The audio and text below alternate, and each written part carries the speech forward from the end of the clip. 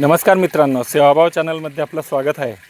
आपण हे बघताय फर्टिलायझर टँकद्वारे आपण सर्व प्रकारचे लिक्विड खतं, वॉटर सोल्युबल खतं सगळ्या प्रकारचे यात देऊ शकतो।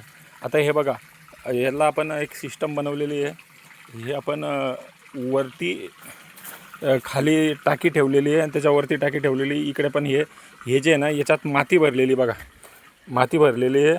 याच्यावर पण एक टाकी ठेवली जिनवरती अशी टाकी, म्हणजे आपल्याला हात न लावता हे बघा इथे हा कॉक आहे।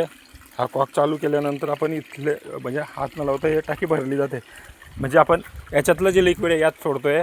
जर समजा आपल्याला लिक्विड जर असलं तर यात आपण डायरेक्ट टाकीमध्ये पण बघा, आता ही टाकी भरलेली आहे, टाकी फुल भरली। आणि आपण आता हा जो खालचा वाल आहे हा वाल बंद आहे। आता हे जे मेन वाल आहे हा वाल आणि हा इकडचा वाल, हा इनलेट आउटलेट हे दोघं वाल आपण बंद करून दिले, सुरू करून दिले। अशा पद्धतीने आता आपण ही टाकी भरली आहे। ही आहे 90 लिटरची टाकी।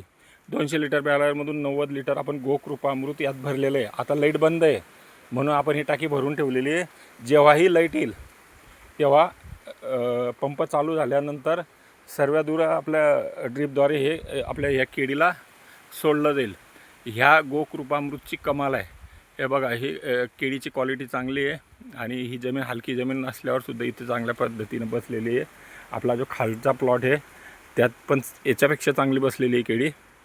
यात आपण युरिया जर टाकायची असली तर 1 गोणी युरिया यात भरू शकतो।